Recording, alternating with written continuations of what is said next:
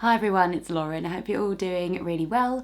I am doing okay. I have been, again, stress buying a lot of books. So I have a whole big haul for you today. Some books I was sent, one book I borrowed from a friend, but the rest I just bought. Well, lucky I've not been spending very much in lockdown, isn't it? As always, they'll all be listed in the description box below if any of them sound interesting to you. So I'll start with the books that I was sent. I was sent a little Pride package from Dialogue Books and it had 4 books there. I will start with the one I've already read and didn't actually much like personally, and that is The Private Joys of Nnenna Maloney by Okechukwu and Nzelu. There is lots to like about this book, don't get me wrong. I think it just didn't meet my expectations, and it's about Nnenna, who is a young mixed race girl growing up in Manchester, but it's not really focused on her, which is what I thought the book was going to be about, and it's more focused on her mum and remembering when she met her dad back at university, and also her friend Jonathan, who she met at university, who's a black man struggling with his sexuality within like a very Christian framework that he was brought up with. So it's more about all 3 of them than just like a teenage girl's life, but lots of interesting comments on like race and identity in this one. I was originally excited for this package, mostly for the Nnenna Maloney book, but I have to say the other 3 sound equally as intriguing. The first one here is Permission by Saskia Vogel, and this is about a young woman who's like an actor in LA but then starts a relationship with a dominatrix. It says on the back that Permission is a profoundly modern love story about sex, power and loneliness. It's about people who turn to the erotic for comfort and cure, searching for an answer to that sacred question: how do I want to be loved? The next one is XX by Angela Chadwick, which is like a futuristic novel where they have discovered how to make a baby just with 2 eggs. So 2 women can make a baby and a man is not required. So it sounds quite fun and interesting. Well, I say fun, it sounds pretty dystopian, and it does remind me of The Power by Naomi Alderman, although I do think this story centres around that first like revolutionary pregnancy and about the couple within it, with all this media speculation around them. And finally, from Dialogue Books, we have This Brutal House by Niven Govinden, and this is about 5 mothers from the New York Vogue ball community who take in kind of queer youth, and these children of these houses have been going missing, and so the mothers of the houses are protesting outside City Hall. It's how it's pictured in the blurb.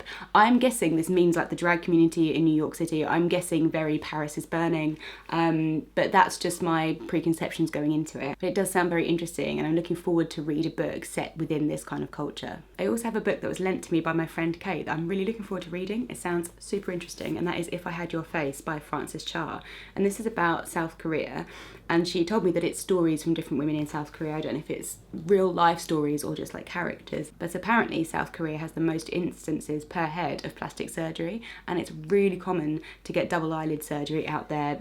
Like people have it as graduation presents, and it's just the norm that you would want to change your face.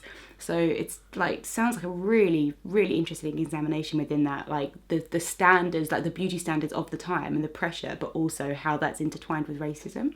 And now the books that I bought, the first of these was Women, Race and Class by Angela Davis. And I bought this because for our Feminist Orchestra book club, we are supposed to be reading Angela Davis's autobiography for the next 2 months. However, I have ordered her biography and it still has not arrived. So I would want to read some of her writing anyway. I've not read anything, and I thought it'd be good. This would be a good companion piece to read a little bit of her work before perhaps reading her autobiography. And this book is about the intersectionality with feminism of race and class, and how previously that wasn't really considered, and in many ways is still not considered today. But I want to hear this woman talk, because everything I have heard about her is just so impressive. And I'm looking forward to this, reading some of her work, learning about her life, if her autobiography ever turns up at my door. But very excited to add her writing, finally, to my collection. And if you'd like to join us in the Feminist Orchestra, I'll leave a link to the Goodreads group in the description box below. I also fancied a bit of fantasy writing, bit of change of pace, kind of lose yourself in another world. So I got the 5th season by N.K. Jemisin. Not read N.K. Jemisin before, like picked this book on a whim because I know it was the beginning of a series, and I just thought, well, that'll be a good one to get me into her writing. And this is about a post-apocalyptic world, I think, so maybe quite suitable for current events. It's very vague on the back, but it sounds very intriguing. This is the way the world ends for the last time. It starts with the great red rift across the heart of the world's sole continent, spewing ash that blots out the sun. It starts with death, with a murdered son and a missing daughter. It starts with betrayal and long dormant wounds rising up to fester. Ooh. I always love trying a new author, especially one that comes highly recommended, because if I like this, it means I can keep going with the rest of the series and some of her other writing. So if you've read her before, do leave in the comments what your favourite ones of her are. I would love to hear your recommendations. Speaking of authors who are new to me and then reading the whole of their back catalogue, I also bought Mr. Loverman by Bernadine Evaristo because Girl, Woman, Other was one of my favourite books that I've read so far this year, and yeah, I just thought it was high time I read some more of her work. This is about Barry, who is 74 years old, living in Hackney, in a very snappy dresser, loves his old vintage suits, and is very much part of that traditional Caribbean Windrush generation. And he and his wife are about to go through a divorce, I believe, because Barry has actually been in a relationship with his friend Morris for like his whole life secretly. These characters intrigue me so much, and what I really loved about Girl, Woman, Other was hearing those voices of the older generation, and I really appreciated getting different perspectives of not just young people. It gets quite boring hearing one perspective, especially one that is quite similar to my own. So yeah, I really love reading older voices in fiction, so very much looking forward to that. A book that has had a lot of hype recently, which meant I just had to get it, was The Vanishing Half by Britt Bennet. I'm going into this with very high expectations because lots of people have been talking about it. Although to be fair, I think a lot of people are just excited by the premise and haven't actually read it yet. And that is about two twin sisters who are both mixed race. They both are. I mean, I don't know if you got that from the fact they were related. But one of them decides to live within like the black community, and the other one kind of leaves and starts passing as white. They're kind of in both worlds, and then this book is about when their daughters meet, or their lives intersect. So this does indeed sound great, and I have been really loving reading books about identity recently, sort of books that try and grapple, where the characters are trying to grapple with these different strands of their identity to find out who they are. So this really ticks the box in that respect. I also picked up Where the Crawdads Sing by Delia Owens, and I've heard very mixed things about this, but a friend read it recently and really liked it and recommended it to me, so I thought, okay, I will give it a go. And this is set in 1969 in North Carolina, and there is a murder, and everyone immediately blames this murder on like the marsh girl or the swamp girl or something, someone who's just been living in the marshes, like wild.